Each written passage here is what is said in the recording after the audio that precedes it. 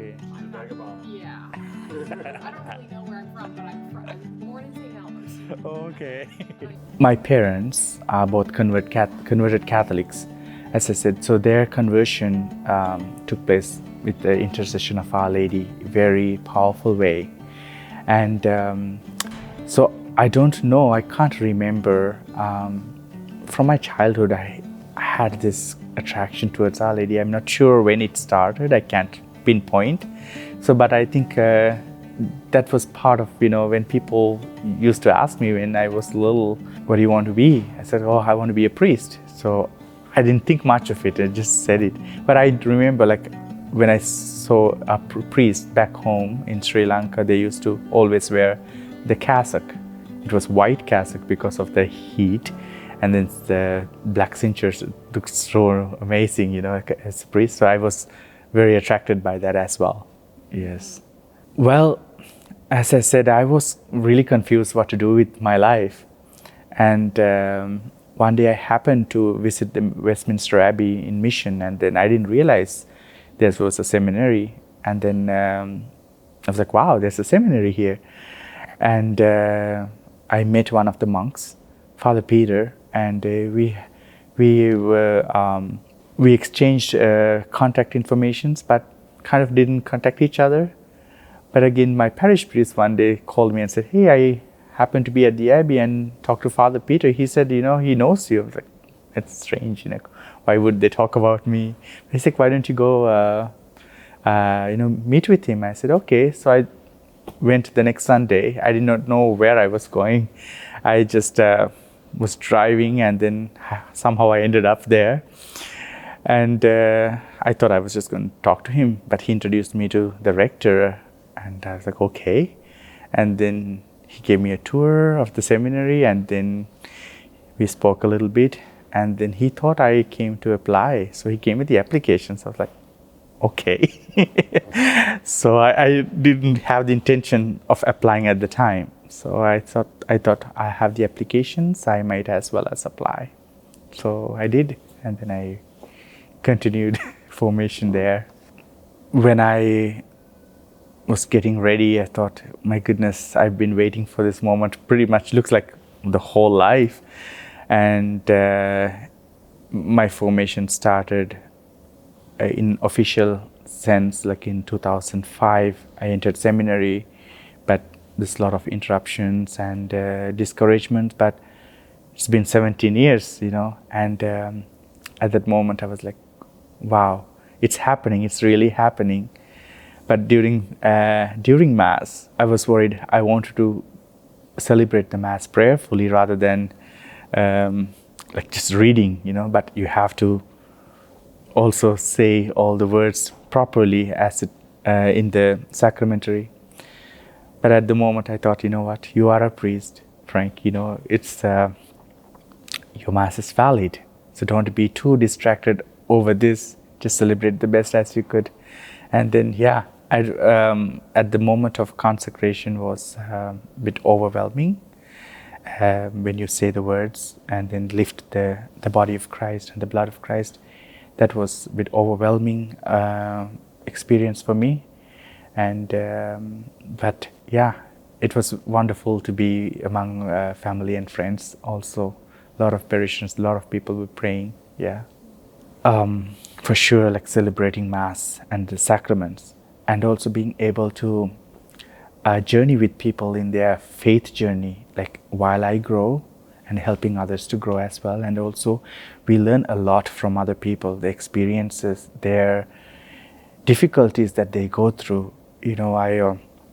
Sometimes we say, oh, priests, they sacrifice a lot, but at the same time I also see, yes, there is sacrificial aspect. And also with lay people, I see the lot of sacrifices that they do, and the love they have for their priests is overwhelming. I think people were rejoicing much more than I was at my ordination. I saw that, and I still see that. They're very happy. And people just bring you little gifts. It's not because they have a lot. They sacrifice, they do out of love. And it's a very a touching moment for me to see like those who struggle, they want to do something, they want to show their love. And also, so I'm looking forward to be able to walking with people in their faith journey and also learn from them. You know, as one priest recently told me, Frank, when you're on the altar and celebrate sacraments, you are persona Christi. But after you kiss the altar, when you come down, you're just Frank. You know, so, and I need to accept, I need to be aware of that. You know, I am capable of falling, faults, mistakes. But what gives me comfort is this Psalm says, the king's strength is not in his army, or warrior strength not in his weapons, but it's in the Lord. So this is something that overwhelming for me. You know, I don't have the capability of living this life unless I have help from the Lord. So knowing that I am capable of falling, but we are all in a journey together, but helping each other to grow towards that goal where Jesus wants us to go. Yeah, it's a good one, because most of the times when a young man or enter a seminary, or a young woman goes to a convent, there's a lot of expectation from others rather than ourselves. People think, oh, he's going to be a priest. And then if you leave, then they're like, oh, you came, why you come back, right?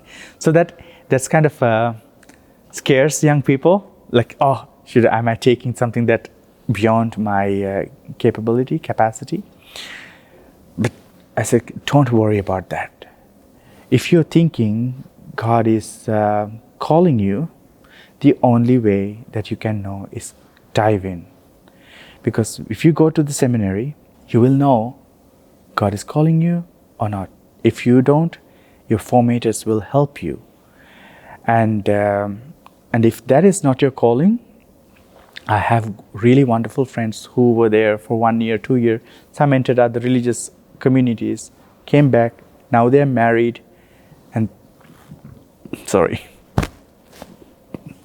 now they're married, and I see the formation they had, they're carrying into their lives.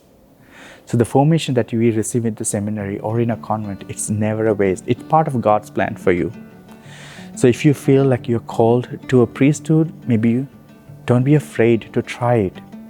You know, it's nothing. You know, if it's not for you, you come back, and nobody's holding you, nobody's forcing you.